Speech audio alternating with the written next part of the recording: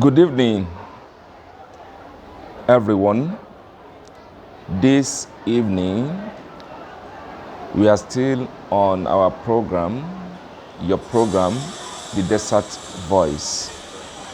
That is my experience working with the immigrants in Republic Islamic of Mauritania, most especially in Nouadhibou, in Dakar, Senegal, in Kédougou, Senegal, and also in my various missions to Mali, Bamako, Burkina Faso,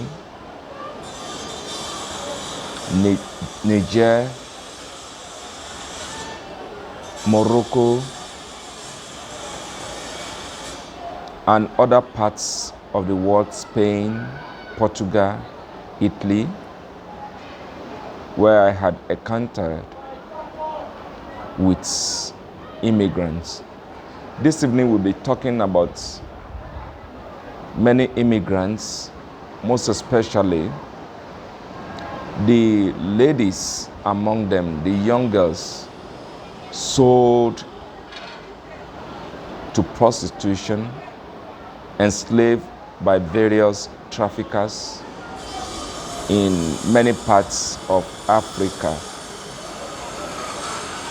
The situation can be so pathetic because most of these women, most of them were conscious of their journey and of what they were to do. Most of them knew that they are going to do prostitution, but majority of them are not aware. And even though if they are aware, they did not know the implication, the humiliation, and the risk attached to human trafficking and prostitution. Most of the girls were taken away from their parents, from their villages, or in the big cities and towns in most of West African countries. We are talking from ladies from Nigeria, from Gambia, from Senegal, from all over the world, from Cameroon, parts of sub-Saharan Africa. These ladies are mostly victims of this phenomena. And the people that take them away, they promise them better life. And why were they looking for better life in the first place? Because the situation back at home in their country is not so favorable, with corruption, bad governance, nepotism, tribalism. These are things that push them away and push them out to look for better life elsewhere. And in their quest for better life, they are exploited, misused, manhandled. Some of them even meet their deaths. I would like to share my experience, the experience I had about 11 years ago, I think, 11 or 10 years ago, when I traveled to Mali with a group of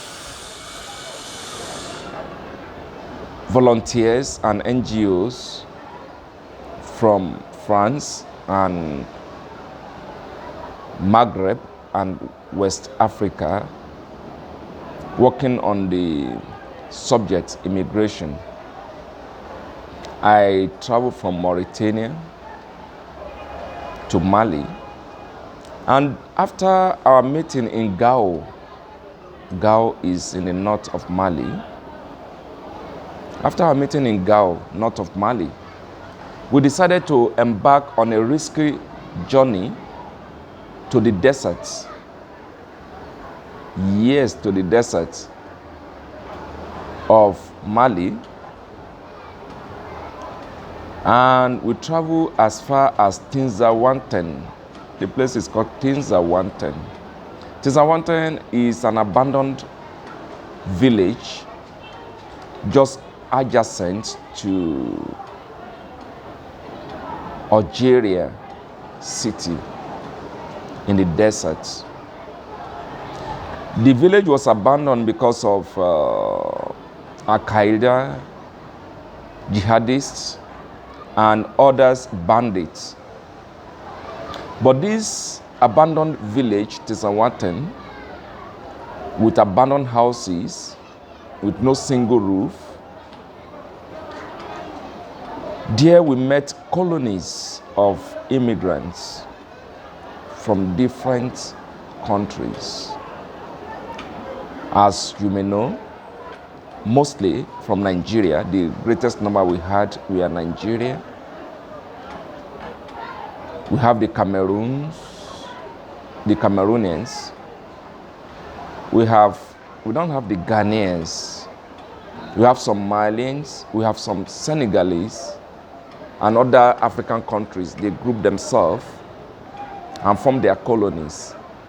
And these colonies are well protected and well guarded by men, but in these colonies, that is abandoned houses that they occupied. We have a lot of girls inside. You need to go inside before you can see. We had to negotiate because they have chief and commanders of these colonies. We had meeting with them because they never knew our mission. They thought, well, we are from the UN.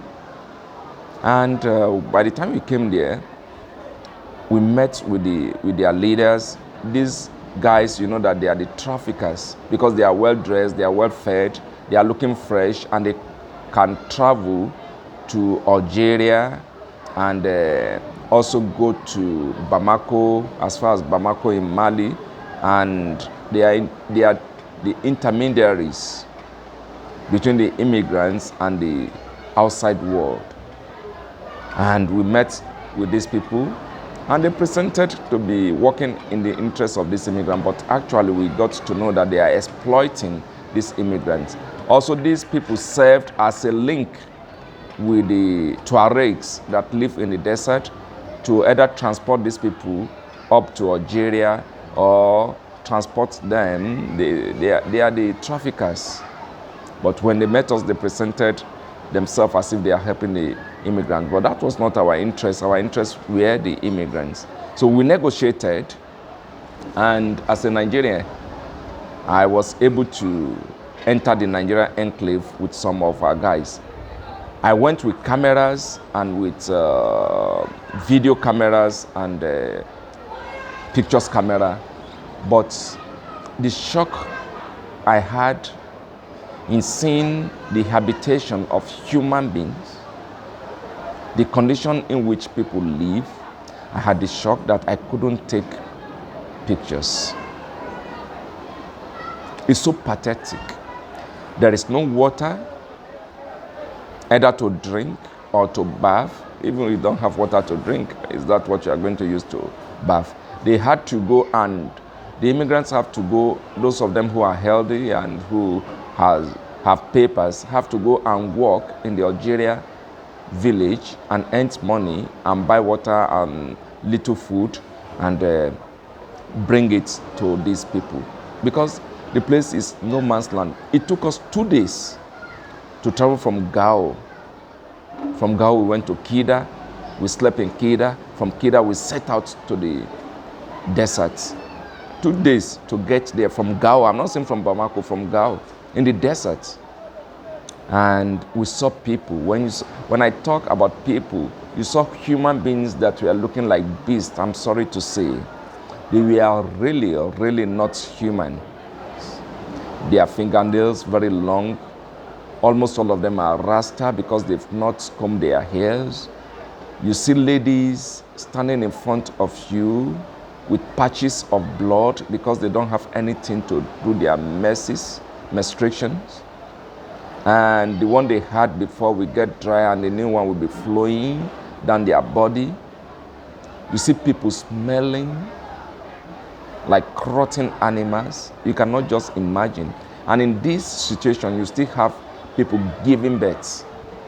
And what we got to know, because the Croix Rouge, that is Red Cross Mali, we are working with them to bring some of them out. What we got to know, because later I was held hostage by the Nigerian community there, most especially by some boys who had their sisters or their girlfriend in those camps. They had to tell me the reality of the thing behind camera. And they held me hostage that I have to make sure and promise them that we are going to liberate them from this place. Because what those chiefs or managers or traffickers does is that when the Red Cross come, they only take the men out of the dungeon and leave the women. And what do they do with the women? They sell them to the Arabs as sex slave. And they can do whatever they like with them. You can just imagine the condition of those girls. I've described them, and people still sleeping with them. And these girls were victims of illegal immigration, because they were traveling to Algeria to cross to Libya to be able to cross to Italy, and they were repatriated by Algeria to that no man's land, or some of them get stuck in that no man's land and they have no place to go. So they are the mercy of the Red Cross. And the Red Cross, we are not, they told us that they never knew that the ladies are there and they couldn't travel. But I was able to go into the enclave and saw many girls that we promised, because we took the case up with the Red Cross, and they promised us to bring out these girls. And the place was so pathetic. Children were born in these conditions.